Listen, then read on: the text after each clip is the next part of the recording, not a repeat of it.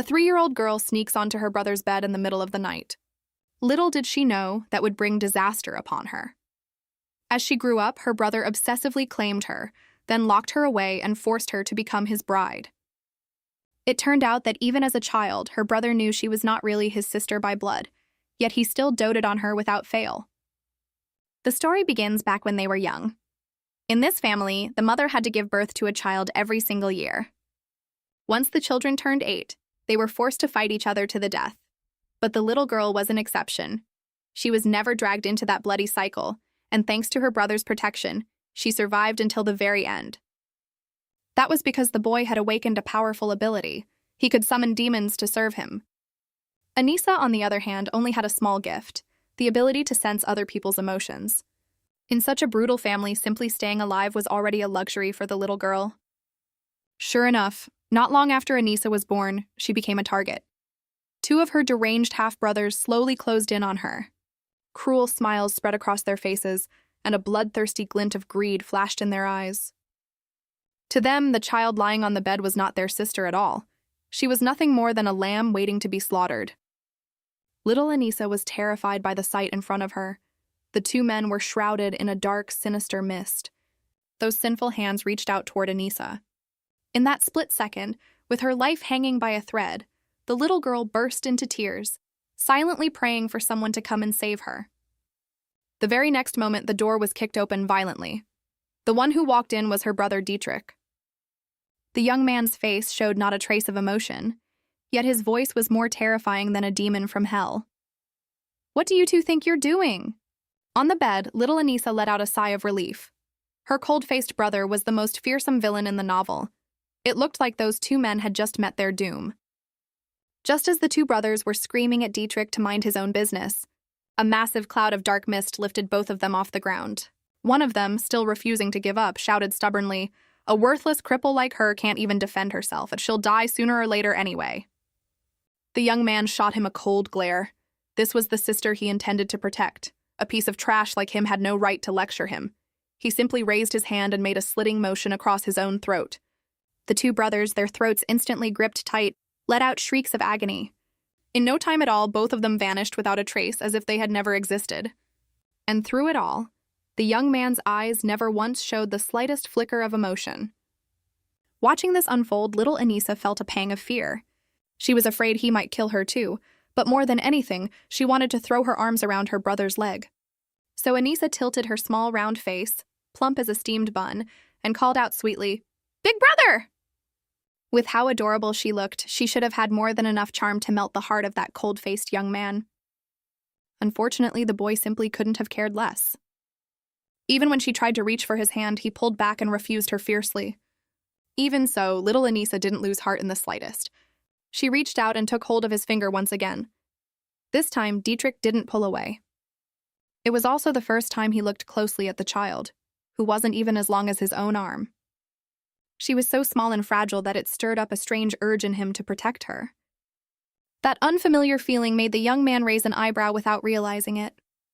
But right at that moment, the door was flung open once more. The one who entered carried a thick blood-red aura, mixed with fury and the reek of madness and blood. With just one glance, little Anissa trembled with fear. Could this terrifying madman possibly be their father? The man didn't even spare Anissa a glance. He walked straight up to the boy. "Kiemtra. If you can't prove your worth, you might as well die now instead of wasting my resources." With that, he turned and walked away. Such a cold-blooded, heartless man made Anissa choke with anger. She stuck out her tiny hand and raised her middle finger at him in pure contempt. Dietrich had no idea what the gesture meant, but it stirred his curiosity all the same. To sense the ability within her, he gently placed his hand on Anissa's forehead, then murmured a spell under his breath. He waited a long while, but nothing happened. "There doesn't seem to be any special ability in this child at all," he muttered. "Looks like you're about to die." Anissa wasn't the least bit afraid when she heard that. She knew all too well that to survive in such a brutal place, she had no choice but to cling tightly to her brother, her golden ticket to survival. The next day, she followed her brother's trail and crawled for what felt like miles. She finally found Dietrich hiding in the bushes. Just as she was about to call out to him, the sight in front of her left her stunned, her jaw dropping in shock. A head was poking up out of the ground. Dietrich had been buried alive. She tugged at the hem of his clothes, and he noticed Anissa at his feet, puzzled as to how she had managed to crawl all the way here. Still, he bent down and lifted her up. She stared wide-eyed at the blonde-haired boy buried in the dirt. Once she got a clear look at his face, she realized with a jolt. Wasn't this Yuri, her brother's most capable aide in the future? Why on earth was he buried in the ground now? To smooth things over between the two of them, Anissa whined sweetly, insisting that her brother dig Yuri out. Who would have guessed that this act would irritate Dietrich to no end? He dropped Anissa onto the ground without a shred of mercy, then turned and walked off, leaving her standing alone, lost and bewildered in the wind. No matter how hard Anissa tried to crawl after him, Dietrich kept striding forward without slowing down. Refusing to give her even the slightest chance, Anissa kept crawling, until her tiny hand was unlucky enough to be pierced by a shard of broken glass. Blood poured out, and the searing pain made her burst into tears. She had assumed her pitiful state would soften her brother's heart. Instead, he spun around, a furious red flame blazing up around him. Anissa's heart skipped a beat. She told herself sternly not to cry anymore, or else he might punish her for it. But right at that moment, Dietrich's hand reached out toward her. She braced herself, certain she was about to be beaten senseless. Instead, he crouched down and with painstaking care picked the shards of glass out of her tiny hand. His unexpected gentleness left Anissa blinking in disbelief, hardly able to trust what she was seeing. Once he finished bandaging her up, he used his warm hand to wipe away the tears still clinging to her eyes. Only then did Anissa realize that behind that cold, arrogant exterior, her brother could be gentle after all. Dietrich carefully cradled her in his arms, and inside, Anissa was overjoyed, practically glowing with delight. Her plan to win her brother over had finally scored its first success. Dietrich carried Anissa back to his room, then went straight to the family's nanny and coldly ordered her to treat his sister's wound. But the nanny only sneered and curled her lip in contempt. This household has plenty of children, especially bastards born from slaves like you two. Children like you are a dime a dozen here. Feeding you is already a waste of food. Where would I even find the spare money to treat the likes of you? The nanny waved both hands dismissively, acting as if the matter had nothing to do with her at all. Dietrich's expression darkened. If a child's wound isn't treated, it will fester. He forced down his anger, patiently trying to reason with her. But the woman only grew more arrogant, tilting her chin up. If her hand rots off, what's that got to do with me? She's bound to die sooner or later anyway. With that, she turned on her heel and walked off, not sparing Dietrich's words a second thought. From Anissa's point of view, the aura swirling around her brother shifted from calm stillness into utter fury. The next moment, he gripped the doorframe in a fit of rage. His terrifying gaze bore into the nanny as though he were looking at a corpse.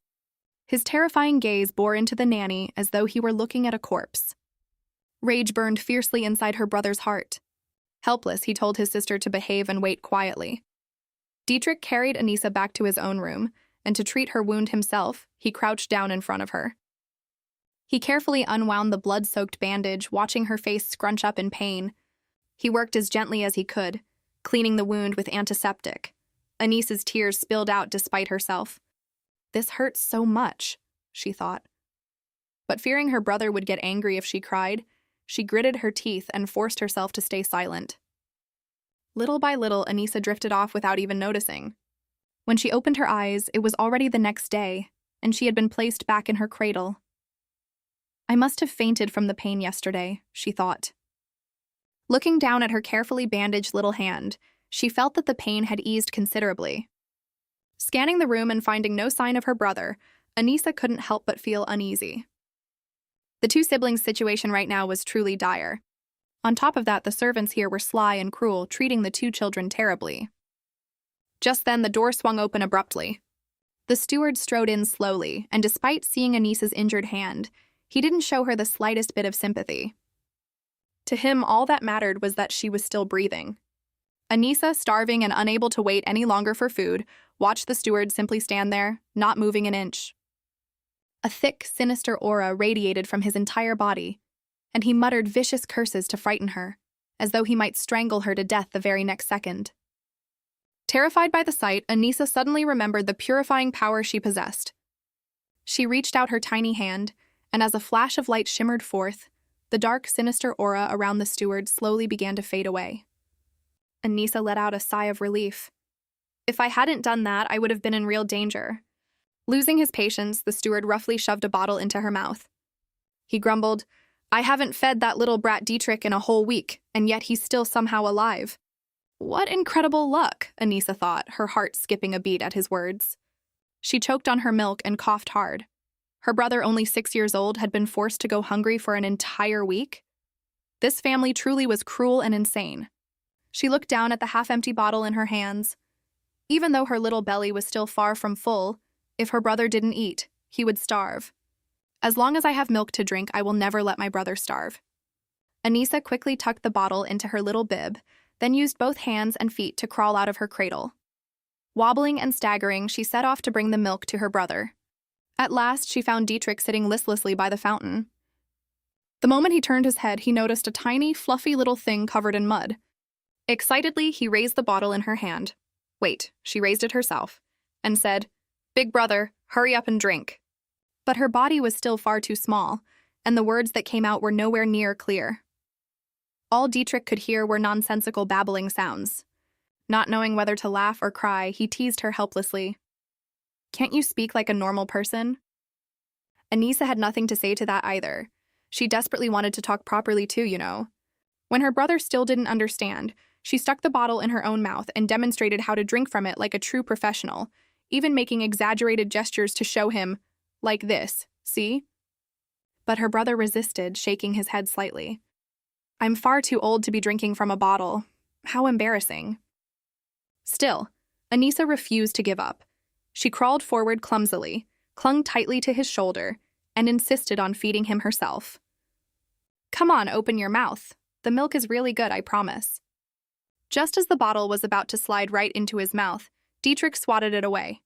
Watching the food she had worked so hard to bring get tossed carelessly onto the ground, Anissa froze for a moment in embarrassment. She stared blankly at the bottle, then bent down and picked it up off the floor.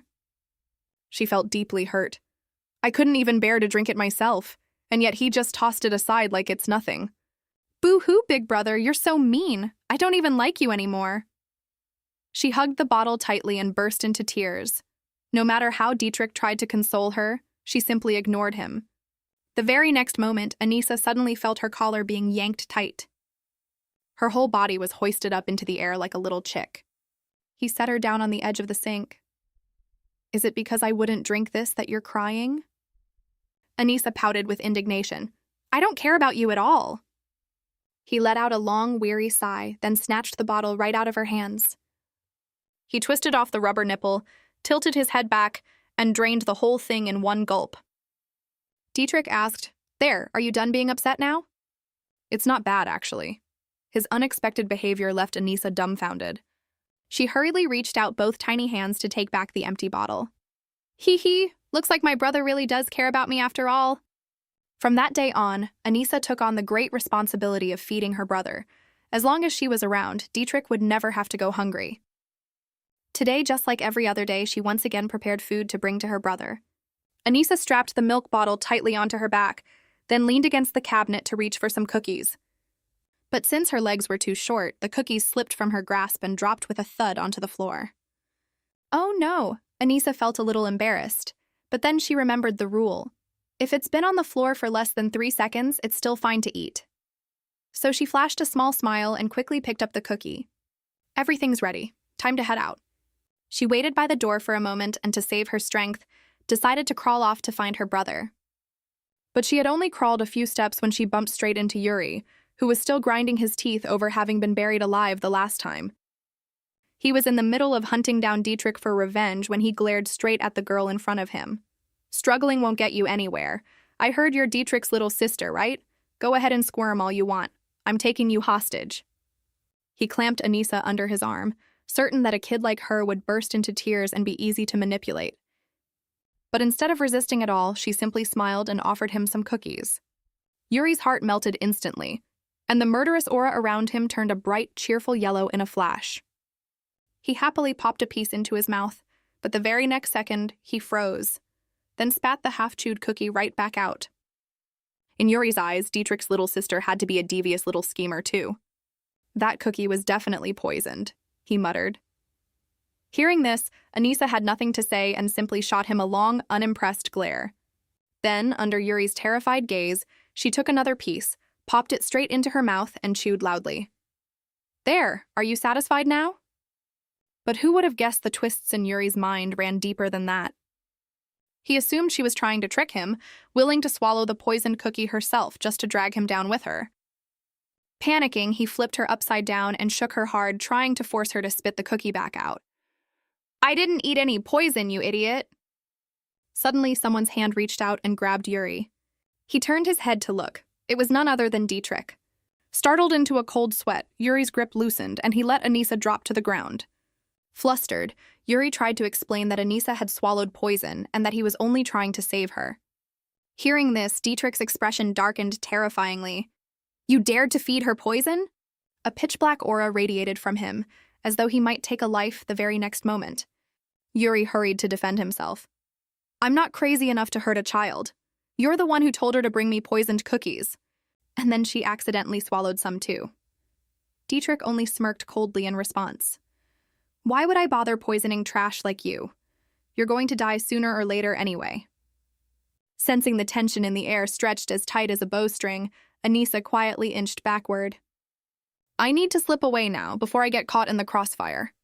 But she had only taken a few steps when both of them suddenly turned their attention to her. So you gave me that cookie not to poison me, but because you actually wanted me to eat it? Anissa was about to open her mouth to explain, but then remembered. Even if she spoke, he wouldn't understand a baby's language anyway. So she kept quiet instead. A moment later, she slowly stood up, toddled closer, and wrapped her arms around Yuri in a hug. Surely he'll understand what I mean by doing this, right? What's the meaning of this? Suddenly, he took hold of her hand, and with great sincerity, Yuri apologized to her. I shouldn't have misunderstood your kindness. He gently patted her head. A family this poor probably doesn't even get cookies to eat under normal circumstances. And here I was, spitting out that rare treat. I feel terrible about it. Anissa had nothing to say to that. Well, you really do have some nerve saying that. But seeing the sincerity in his eyes, she let it go, deciding not to dwell on it any further. Dietrich scooped Anissa up and said coldly, If you look down on this place so much, why did you even bother coming here? Yuri answered boldly, I'm here to settle the score with you. Huh? We never even finished our last match. Dietrich merely scoffed. The winner was obvious enough, wasn't it? Or do you want me to bury you in the ground again? Yuri bristled with anger. I never expected you to have such a twisted taste for that kind of thing. Dietrich looked at him with disdain, standing there without so much as sparing him a glance. Seeing this, Yuri charged straight at him, only to be dodged with ease. With a single trip of his leg, Dietrich sent him sprawling face first onto the ground in utter humiliation. Stung by Dietrich's mocking words, Yuri felt a surge of anger and frustration well up inside him. He scrambled to his feet, ready to strike back, when out of nowhere a strange dark shadow began to spread. The shadow lifted Yuri high into the air. Just as Dietrich was about to finish him off, Anissa couldn't stand by any longer. Weren't these two supposed to be close friends in the novel? Why are they trying to kill each other now? She scrambled over to her brother, grabbed onto his pant leg, and babbled urgently, trying to get the two of them to stop fighting. If Yuri dies, who's going to help you kill your enemies later on? Dietrich, seeming to somehow grasp the baby talk, watched her tiny hand waving frantically. He dropped Yuri, letting him fall to the ground with a thud. If you cause any more trouble, don't expect me to go easy on you. With that, he turned and walked off. Seeing her brother leaving alone once again, Anissa hurried to crawl after him. Wait for me! You forgot your little sister. I still haven't given you your milk today. Watching her brother's back grow smaller in the distance, Anissa realized her short little legs would never catch up in time. She sank down and called out after him instead. She'd pushed a little too hard and, poot, a little gas slipped out by accident. She quickly clenched her cheeks together. But then a loud poof rang out anyway, and the air around them turned instantly awkward. Anissa felt as though she'd been struck by lightning. Oh no, this is so embarrassing. My adorable image is ruined. She lay face down on the ground, muttering a prayer. Please, gods, let him not have heard that. Have some dignity for my sake. Hearing her brother's voice, she jolted in shock. Oh no, he heard it. Weren't you leaving? Go on, hurry up and go. Dietrich lifted her up. Did you have an accident in your diaper? But I don't smell anything at all. The remark made Anissa's face flush bright red with embarrassment. I just couldn't hold it in and let out a little toot, that's all. Should I change your diaper for you instead? He looked at her, completely composed. The offer sent Anissa into a full-on panic, and she thrashed about violently in protest. I did not soil my pants, you mean old brother. And here I was, going out of my way to bring you milk. Just then, Dietrich noticed something hidden behind her back. Is that milk you brought for me? Humph, Anissa huffed, turning her face away. You're so mean. I'm not giving it to you anymore. Watching her sulk with her cheeks puffed out, Dietrich found himself a little confused. That was when he suddenly remembered how she'd fed her cookies to Yuri earlier. So where are my cookies then? She waddled over and handed him the bottle to drink. But her little hand slipped, and the milk splashed straight onto his head. She trembled all over with fear. I'm dead for sure this time, she thought, certain her brother would swing his hand and strike her down. But instead of getting angry, he patiently and gently corrected her. At a time like this, you're supposed to say sorry. Anissa was stunned, unable to believe her own eyes. This ruthless killer who never even flinches. How can he be this gentle now? Looks like all my hard work this past month hasn't gone to waste. If I just keep at it, I'm sure I'll win my brother's heart. In the blink of an eye, a whole year had passed, and Anissa had grown a year older, but her constantly empty stomach remained a tough problem to solve. Even with a full set of teeth now, the old steward still just kept fobbing her off with milk, completely indifferent to whether she was actually full or not. After tossing the bottle aside, he'd lounge about and snore away without a care. Anissa puffed out her cheeks and drained 2 more gulps of milk. This little bit isn't going to satisfy anyone. Annoyed, she smacked the steward on the head with a loud thwack, but he didn't even so much as crack an eyelid, lying there exactly like a dead pig. Seeing how things stood, Anissa decided to drag herself down to the kitchen to see what she could find, hoping to scavenge some food, and eventually made her way to the kitchen. She discovered the place was shabby and damp, but a delicious aroma still drifted through the air. Straining herself, she climbed up onto the cabinet and found a box of chocolates. Thrilled, Anissa opened the box and unwrapped a piece, ready to pop it into her mouth for a taste. But then she was caught red-handed by the maid, Jenny.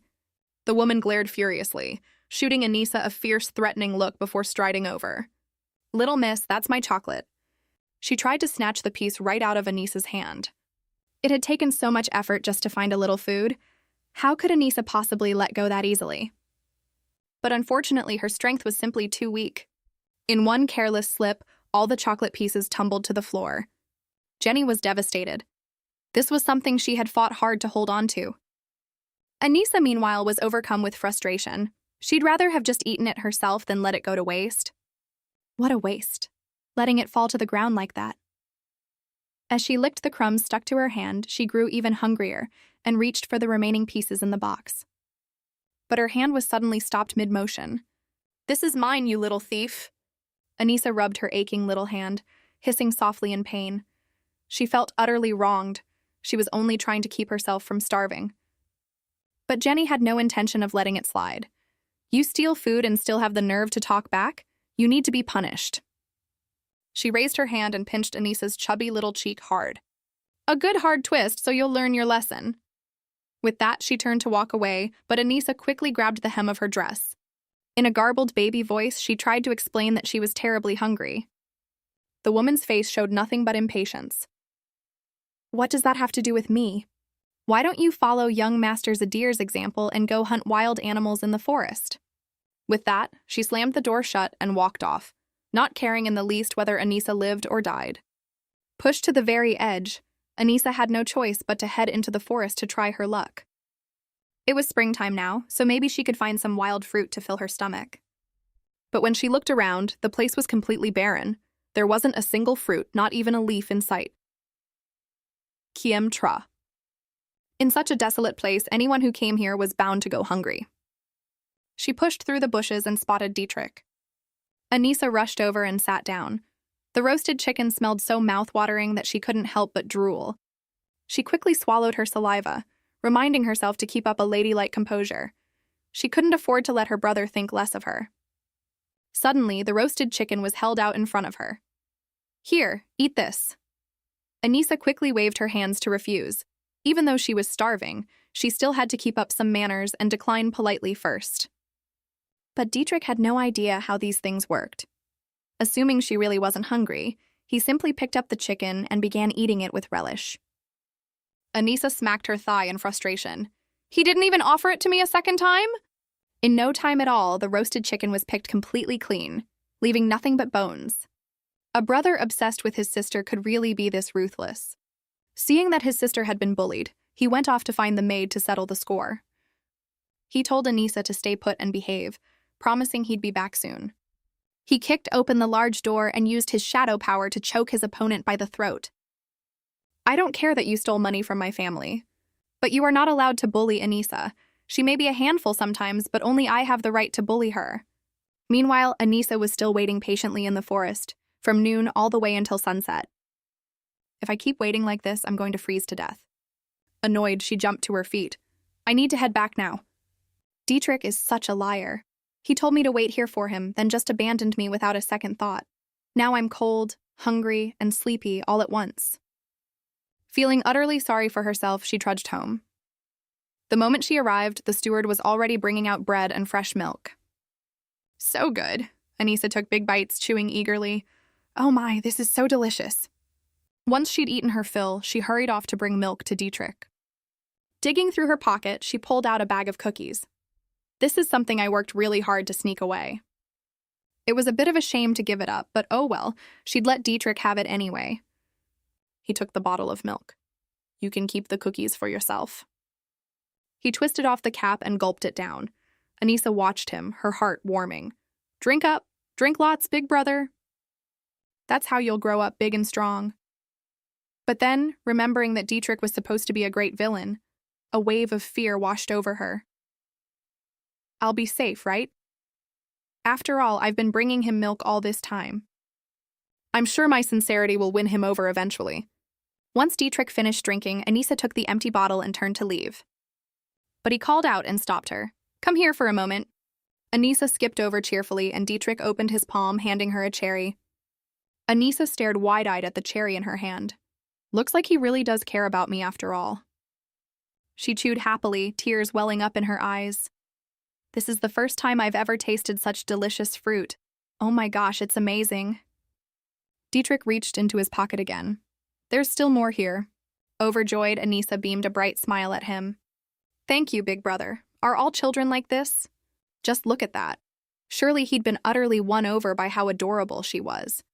A child as lovable as her was truly rare in this world. "All the other children died a long time ago, so I was just a bit curious." Hearing Dietrich casually drop such a chilling remark, Anissa's face froze with fear. You must be joking." She forced a smile. "All right, let's just pretend I never heard that." With difficulty, she struggled to climb down off the bed, only to slip. Just as she was about to fall, Dietrich quickly reached out and caught her. He carried her back onto the bed. Anissa's nose suddenly tingled with emotion. I never expected him to treat me this well. "This is so touching," she thought, wiggling closer to snuggle up right next to Dietrich. Looks like being kind to him this whole time has actually been paying off. But Dietrich, on the other hand, made a face full of obvious distaste. He quickly scooted away, but Anissa wasn't bothered in the slightest. "I will never give up." She shamelessly scooted right back toward him. How could someone destined to be a villain end up taking care of me like this? Oh my, I could just cry. But seeing his stone-cold expression, Anissa pouted lightly. I'm this adorable, and yet he has absolutely no eye for cuteness. Since she just wouldn't let go, Dietrich reluctantly handed her a few more cherries. I got these from somewhere else. Since you're eating them so happily, I guess they must not be poisoned. Hearing this, Anissa's face turned pale with shock. She trembled with fear. You're using me as a taste tester for poison? You ungrateful, heartless jerk. And here I've been bringing you milk every single day for nothing. In a place like this, there were no rules. People would stop at nothing to get what they wanted. Poisoning food happens here like it's just another everyday thing. I'm done for. Am I really about to die? She burst into loud, heartbroken sobs. And to make it worse, Dietrich just stood there smirking. Anissa was furious. I'm about to meet my maker, and he's still laughing about it. Relax, you're not going to die. Everyone here knows perfectly well that poison can't kill me. It was only then that Anissa remembered. Dietrich's mother forced him to drink poison every single day. No wonder he'd built up such immunity to poison. This family really was beyond cruel. Just then, the door creaked open, and the maid Marilyn walked in. Overjoyed, Anissa threw herself straight into her arms. Of everyone here, Marilyn was the adult Anissa liked best. She lay contentedly in Marilyn's arms, waving her hand. Bye-bye, big brother, see you later. Dietrich, however, turned his head away, refusing to even glance at either of them. That little brat, honestly? Well, whatever, let her go. She had Marilyn now anyway.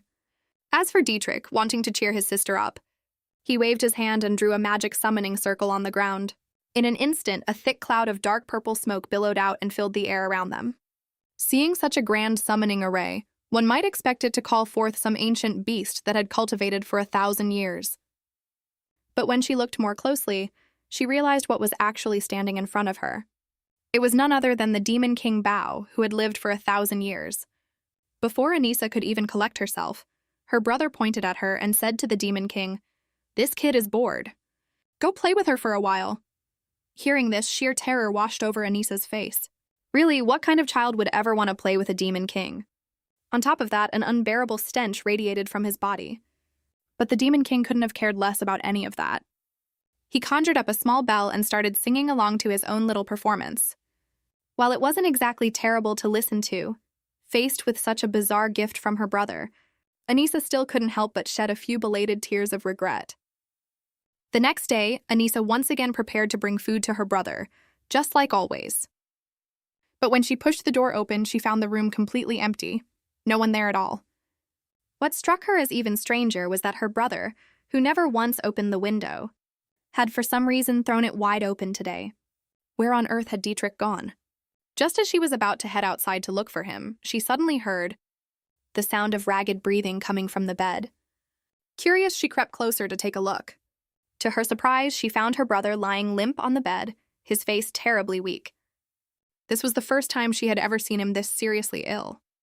She reached to cover him with a blanket, but he snapped at her instead. "Get out!"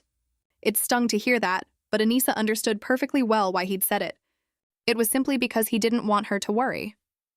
So on the surface, she pretended to say, "I'm leaving," but her hands were busy wringing out a wet cloth, which she then gently pressed against his forehead. Feeling the cold water trickling down his face, her brother angrily yanked the cloth off and flung it away. But the very next moment, Anissa just giggled and placed the cloth back on his forehead again. And that certainly wasn't the end of it. To keep her brother warm, she even climbed straight onto his bed. She proudly declared, "Big brother, if I hug you like this, you won't be cold tonight."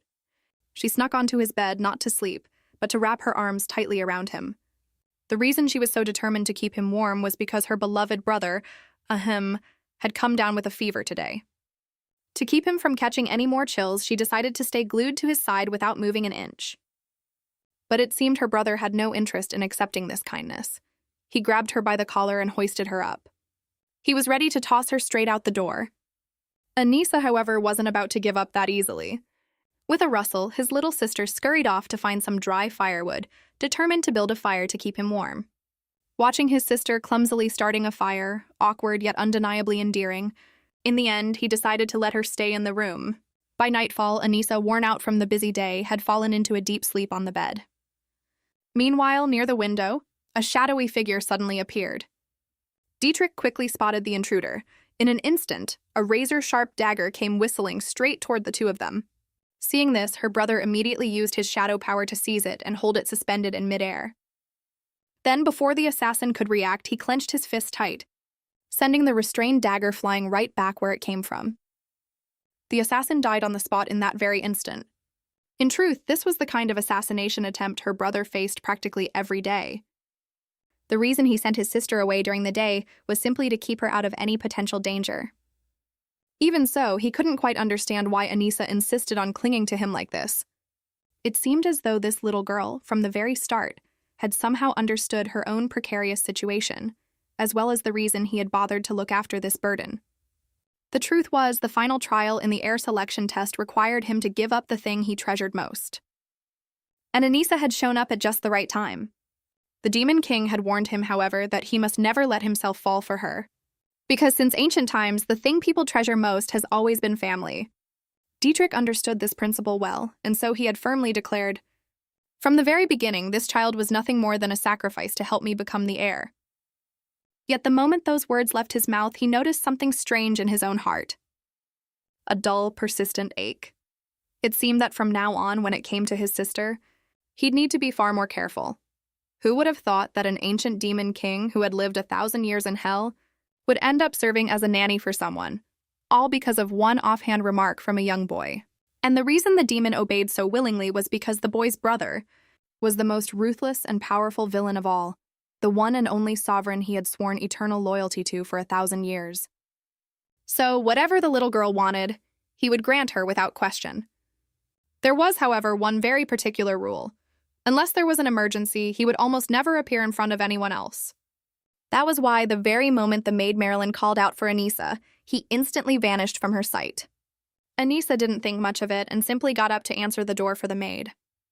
But the moment the door opened, she noticed a terrifying blood-red aura radiating from the maid's body.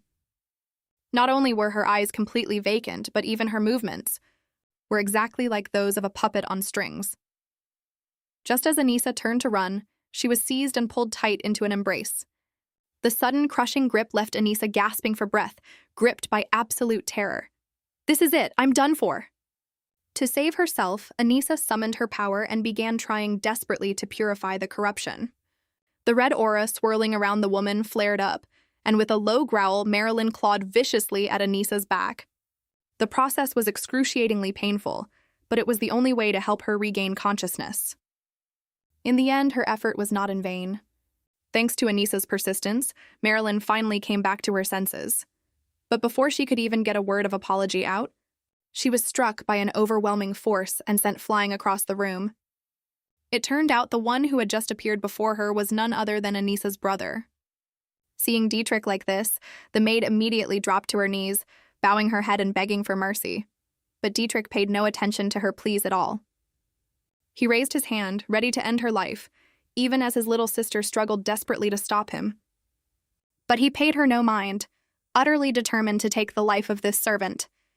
With no other option, Anissa threw herself in front of Marilyn to shield her. Fuming, she scolded him in her sweet, childish voice. "If you kill her today, I will never give you milk again, and I'll hate you forever." The young man raised his hand to finish off the maid, but midway through, his little sister leapt in front of him again to block his path. "Big brother, if you kill her today, I will never give you milk again. Not only that, I'll hate you for the rest of my life." Subscribe to the Guy and Me Gone channel so you don't miss out on more exciting videos. Anissa vaguely sensed something was off, so feeling irritated, she left the Demon King behind and walked alone toward the rose bushes. Along the way, she noticed a small hole in the wall. Even though her brother had always warned her not to wander off on her own, driven by curiosity, Anissa decided to crawl through and see what was on the other side. The moment she made it through, she realized the scenery here was completely different from where she lived. There was even a fountain cast entirely in gold, and the statue's eyes were inlaid with glittering jade. But before she could take it all in, the sound of a loud, chaotic scuffle reached her ears. "You useless piece of trash, you can't even beat Dietrich?" Once the group of people walked off, Anissa crept closer to take a look. It turned out the one who had been beaten black and blue was Yuri. She couldn't understand it at all. Why would Yuri's own siblings be so heartless as to attack him like that? As it turned out, the reason was that Yuri had a pair of striking blue eyes. And in this place, that eye color was seen as a symbol of bad luck and misfortune. But Anissa couldn't care less about that. She thought Yuri's eyes were absolutely beautiful. To prove her point, she took hold of his hand and pulled him straight over to the fountain. "Look at this. Aren't your eyes just gorgeous?" Yuri had just opened his mouth to respond when he noticed Dietrich striding toward them. Assuming Dietrich had come looking for a fight, he was surprised when, without saying a word, Dietrich simply scooped Anissa up and carried her straight home. Watching the two siblings disappear into the distance, Yuri suddenly snapped out of his thoughts. Maybe the rumors circulating around the palace were true after all. Dietrich really did have someone he treasured most. It was clear that this young man could end countless lives with just the flick of a finger. And yet, when it came to the tormentors within his own family, he had no strength at all to fight back. Simply for carrying the lowly blood of a slave, he was forced to grit his teeth and endure their baseless taunting and abuse. And that heartbreaking scene happened to catch the eye of the little sister standing nearby. Once the man had walked off, Anissa rushed over to her brother's side. She was about to ask what happened when she was struck with shock. His hand was bound in a restraining cuff meant to seal a criminal's abilities. If it wasn't removed soon, his body would surely suffer serious harm. So Anissa firmly demanded to know exactly where the key was. But her brother only looked away, flustered. Perhaps he felt that being beaten just now was simply too humiliating in front of his little sister. Sensing his hurt pride, Anissa reached out her tiny hand and gently stroked his hair, then comforted him earnestly. "I'll work hard to master swordsmanship as fast as I can, so I can avenge you someday soon." Ever since her brother officially began training in swordsmanship, he came back wearing those restraining cuffs every single time. Anissa had once tried asking the Demon King for help, but the cuffs carried divine power, so even the Demon King was completely powerless against them. It seemed that the only way to remove this cursed thing was to go through that man himself. But he was the knight most trusted by Dietrich. How could she possibly save her brother now? Just then, she suddenly remembered, in the original novel, the knight's father was Marquis Ola, who had a rather poor relationship with Dietrich. With Dietrich currently at that man's mercy, why not use Dietrich instead, then wait for the right moment, to take down that lowly knight once and for all? A few days later, while passing through the garden, Anissa happened to catch Leon harassing Marilyn, To force the maid into marrying him, he arrogantly declared that the Lagran family's heir was actually chosen by the Ola family. Not only that, he claimed the key in his hand could not only unlock the restraining cuffs, but also held the secret to the entire family. The moment he finished speaking, he turned and walked off. Determined to catch this scoundrel red-handed, Anissa decided to secretly follow him. Just as she suspected, Leon crept off to the castle wall and secretly handed a sealing stone to a stranger. That precious stone didn't just represent power and authority, it also sealed away a dark demon inside it. And yet he had the audacity to sell it off for money. Well, looks like I've finally got some real dirt on him. The despicable man, blinded by greed, had dared to smuggle out the family's most precious sealing stone. And every bit of that disgraceful scene had been witnessed firsthand by Anissa, hiding nearby. If she could just present this evidence to the head of the family, her brother would surely be saved. So, during the family's annual banquet, she deliberately dropped her teacup, drawing everyone's attention. Right in front of the knight, she then put on a look of utter fear and trembling. This little display immediately caught Dietrich's eye. Furious that his authority had been disrespected, he slammed his fist on the table and roared out a demand. "You carry the blood of the Lagran family. Why would you cower before the face of a mere servant?" Seeing that he had taken the bait, Anissa let her eyes well up with tears. Subscribe to the Gian Me Gon channel so you don't miss out on more exciting videos. We'll take a short break and be right back. In all the time she'd known him, this was the first time she'd ever seen her brother so badly hurt. Her heart pounding with worry, she rushed out of the room, desperate to call a maid to tend to his wounds. But as she ran headlong, she crashed straight into a tall figure. She looked up, startled, and realized it was none other than Dietrich, the head of the Lagran family. He spoke in a voice as cold and bone-chilling as ice, biting off each word. "Where is Dietrich?" She had been so busy rushing to find someone to treat her brother that she never noticed. She'd run straight into his father, Dietrich. She had assumed he'd come to check on his son's condition. But no, a terrifying blood-red aura was radiating from him instead. A jolt of realization hit Anissa. This isn't right. He isn't here to check on him. He's here to kill him. Even though the original novel confirmed that Dietrich would ultimately survive, he was currently badly wounded. And on top of that, her own presence had become an unpredictable variable. At this rate, her brother might really die. Sensing the danger, Anissa quickly summoned the Demon King Bao. "Hurry, take me to my brother now, Tra." With a single snap of his fingers, Anissa was instantly transported straight into his room. "Brother, wake up! Dietrich is coming to kill you!" But his wounds were far too severe. His body was completely paralyzed and couldn't move an inch. With no other choice, Dietrich told the Demon King to hold Dietrich off for a moment. To her disbelief, the Demon King just shook his head and said he couldn't do it. Furious, Anissa landed a solid kick right on him. Who would have guessed that kick would end up sparking a glimmer of hope for her brother's survival? The Demon King suddenly recalled a rule. As long as another heir was present, Derek would be unable to kill anyone. So the very next moment, the unlucky Yuri was hauled straight into the room. Before he could even grasp what was happening, Derek came charging in, his eyes burning with murderous intent. Seeing Yuri there as well, Derek put on a fake smile and asked Dietrich a few questions, then claimed he had a private matter to discuss, hoping to send Yuri away discreetly. Seeing right through his father's dirty scheme, Anissa quickly rushed over and wrapped her arms tightly around Yuri, refusing to let him leave. Seeing this, Derek's face darkened like the bottom of a pot. He roughly grabbed Anissa and growled, "Not bad, you look decent enough. Just like Dietrich's mother, sell you off into the slave market, and I'd probably fetch a good price." That vile remark was clearly meant to provoke Dietrich. But surprisingly, he showed no anger at all. Instead, he smirked and shot back an equally sharp retort. If word got out that the noble children of the Lagran family were being sold as slaves, the whole family would lose all its dignity. Knowing he'd lost the argument, Derek shoved Anissa aside and stormed off.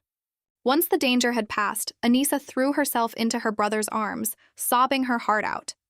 Just thinking about how close she'd come to losing the person who mattered most to her made her tremble with fear.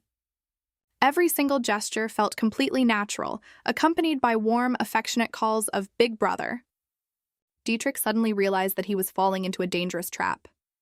Because he had discovered that this child, whom he once viewed merely as a sacrifice, had become increasingly important to him. He clearly loved his sister more than anything in the world, but he always had to pretend not to care, all because of his family's ruthless inheritance system, forcing him to bury this love deep in his heart. And so, to hide this weakness of his, he began deliberately avoiding Anissa. The brother who had once stayed constantly by her side now vanished without a trace for days on end. Even the Demon King had no idea where he'd gone. Feeling down and dejected, Anissa decided to go find Yuri to get to the bottom of it. But just as she approached, an unfamiliar hand suddenly reached out. Before she could even see clearly, she was grabbed by the collar and hoisted into the air. "You're the little sister Dietrich dotes on, aren't you? Tell me, what were you looking for Yuri for?" Seeing that Anissa stayed silent, the man angrily raised his foot, ready to stomp on her without mercy. In that split-second moment, with her life hanging by a thread, a brilliant blue light suddenly shot down from the sky. Through the swirling smoke, Anissa faintly made out a familiar silhouette. It must be my brother here to save me. But as the smoke cleared, the person standing before her turned out to be Yuri. What surprised her even more was that, at just 10 years old, he had already formed a contract with a demon. And that too had been granted to him by Dietrich. "Why did you do that?" "It's because I know Anissa will run into danger sooner or later, and I can't always be there in time. Everything I've done has been to protect her." Hearing this, Anissa fell into deep thought. If my brother is the one protecting me, then who's going to protect him? That remark quickly reached Dietrich's ears. He didn't bother addressing it, though, and instead turned to warn Veronica. "You are not allowed to keep watch over Anissa." Although Dietrich wasn't yet officially the Duke, Veronica, known as the poisonous flower of the Empire, appeared ruthless and cold on the outside, but deep down she was devoted to Dietrich alone. Because of that, being told to stay away from Anissa only made her more curious about the girl. So she decided to pay Anissa a visit herself. Yet this little girl didn't seem to have anything special about her at all. Just as she was about to leave, Anissa ran up to her holding a piece of bread. When you're feeling sad and you get to eat something, doesn't it make you feel better right away? Anissa said this because she could sense the gloomy aura surrounding Veronica. She didn't know exactly what Veronica had been through to develop such an aura, but the second time they crossed paths, she wanted to ask directly. Little did she expect Yuri to blurt out the whole truth about the massacre of Veronica's family. Exposed like that in broad daylight, Veronica instantly sent Yuri flying far off with a single strike. Seeing this, Yuri immediately summoned his own demon in response. In the blink of an eye, the two forces were locked in a fierce standoff, and it looked like things were about to get serious. Anissa quickly ran between the two demons, pouting as she scolded them. "Both of you, go get me some bread right now." After that incident, every time Veronica visited, she brought delicious food for Anissa. Not only her favorite macarons, but even a chocolate fountain. the reason she went to such lengths was simply to win Anissa's favor. In truth, she had originally planned to poison the sweets. But every time she saw Anissa's innocent smile, she was reminded of the little sister she herself had killed. Even though she kept threatening to kill Anissa, the girl was never the least bit afraid. That was because Anissa could sense the warm, well-meaning aura radiating from her. At times, it even felt more comforting than her brother's. Just as those words slipped out, her brother suddenly appeared right behind her. Realizing her mistake, Anissa scrambled to explain, but Dietrich coldly brushed her hand away. So what if it is? He didn't seem to care at all. Watching Dietrich's cold outside, warm inside act, Veronica couldn't help but burst out laughing. If you're worried about the money, I could always buy your sister some nice food myself. But before she could even finish speaking, Dietrich cut her off bluntly. His reason for objecting was that he was worried Anissa would get cavities. That answer left the two of them standing there, awkward and at a loss for words. To change the subject, Anissa held out her hand, eager to show off her sword training progress. But her brother didn't pay her any attention at all. He simply turned and walked away on his own. Anissa was left dazed, unable to figure out what she'd done wrong, to make her brother treat her so coldly. In truth, to avoid turning his sister into a fatal weakness. That was the first time Dietrich had ever cruelly brushed her hand aside, warning her sternly, "Don't follow me." He had meant for this to make her back off, but instead, she refused to give up and even trotted ahead to stand right in front of him. "You have to let me put medicine on your wound before you go anywhere." It turned out that earlier that day, Anissa had sharp-eyed spotted the injury on his leg. But faced with his sister's earnest concern, Dietrich only replied coldly, "Why do you even bother caring about me so much?" Then he turned and walked off without so much as a glance back. The next day, Anissa ran off to find the spirit warden, hoping to learn how to treat her brother's wound. But the spirit warden looked at her with concern and said, "War is about to break out. Come with me and leave this place." Even though the Lagran family had a strict rule that no child could leave the castle until the final heir was chosen, if the spirit warden filed a petition to take Anissa on as his assistant, he could take her away in broad daylight, entirely above board. Hearing this, Anissa sank into deep thought. In the original novel, Anissa was nothing more than a tool for Dietrich to exploit. But now that she had transmigrated into this role, as long as Dietrich didn't harm her, she would never leave his side. With that thought, she looked at the spirit warden with unwavering resolve. "He's my family. I can't abandon him." No sooner had those words left her mouth than her brother appeared, climbing the nearby staircase. Even as he scolded Anissa for sneaking out of the palace, his actions told a completely different story. He pulled her into a tight embrace. And that was also the first time the spirit warden ever saw the young man smile. Curious, Anissa tried to lean in for a closer look, but the moment she pulled back even slightly, Dietrich instantly snapped back into his usual cold, serious expression. Anissa didn't think much of it, never realizing that in the moment he'd held her close, his smile had been so warm and genuine. The man performed an elaborate flourish with his hands, moving with the speed of someone who'd been single for 30 years, spinning 3 cups wildly on the table. Whoever guesses correctly where the little ball is hidden gets to walk away with 10 gold coins. What baffled everyone, though, was that out of thousands of participants, not a single person had ever guessed correctly, until this little girl showed up and finally broke the streak. Facing the man's nimble hands, Anissa didn't hesitate for even a second. Middle, left. Time after time, she picked the right one without fail. This left the man utterly bewildered. How does this brat keep guessing right every single time? Refusing to accept defeat, he decided to go all in for one big final round. He shuffled the cups with all his might, and just as Anissa reached out to make her choice, he suddenly froze. That's strange. No matter which cup I point to, the ball just isn't there. Could it have rolled under the table? From the subtle sideways glance on the man's face, Anissa was able to confirm her suspicion. So she pointed straight down, revealing where the ball had actually been hidden all along. But the man flatly denied it. Annoyed, Anissa flipped up the tablecloth herself. The little ball sat there in plain sight for everyone to see. With his cheating scheme exposed, the man, humiliated beyond words, grabbed Anissa and lifted her up. But just as he was about to make his move, a massive black python, dozens of meters long, came shooting straight toward him. Terrified at the sight, the man wet himself right there on the spot. And what scared him even more was seeing Dietrich standing tall and menacing right in front of him, Luckily, Anissa didn't get so much as a scratch this time. Otherwise, even with 10 lives, the man wouldn't have been able to pay for what he'd done. Afterward, Dietrich took Anissa's hand firmly and walked up to Yuri. The reason I helped you form that contract was so you could properly protect her. So what exactly do you think you were doing? With that, he raised his hand, gathering magic power, ready to deliver a punishment. Sensing the tension, Anissa quickly spread her arms out to shield Yuri. She explained frantically that it had been her own idea to beg Yuri to take her out. And the reason she'd wanted to sneak out in the first place was that there wasn't a single good snack in the palace. She couldn't even get a proper full meal. It turned out that the Dahlia Palace was so desperately poor because Dietrich, wanting to keep Dietrich in check, had deliberately cut off his financial support. Realizing he'd lost the argument, Dietrich reluctantly gave up and walked away. The villainous brother she had worked so hard to win over for 8 long years finally smiled at his sister for the very first time that day. The reason he smiled was because Anissa, mispronouncing her words, had blurted out, "Big brother is such a poopy face." In truth, even Anissa herself had no idea what she'd just accidentally mumbled. But from that smile, she could be certain of one thing. Her brother's love for her kept growing deeper by the day. So on their way home, she begged him to buy her a doll, but the moment she saw the sky-high price tag, she froze in place for a solid 5 seconds. "Big brother, never mind, let's not buy it." Dietrich understood exactly what his sister was feeling, so he swung his fist and shattered the display case with just 2 blows.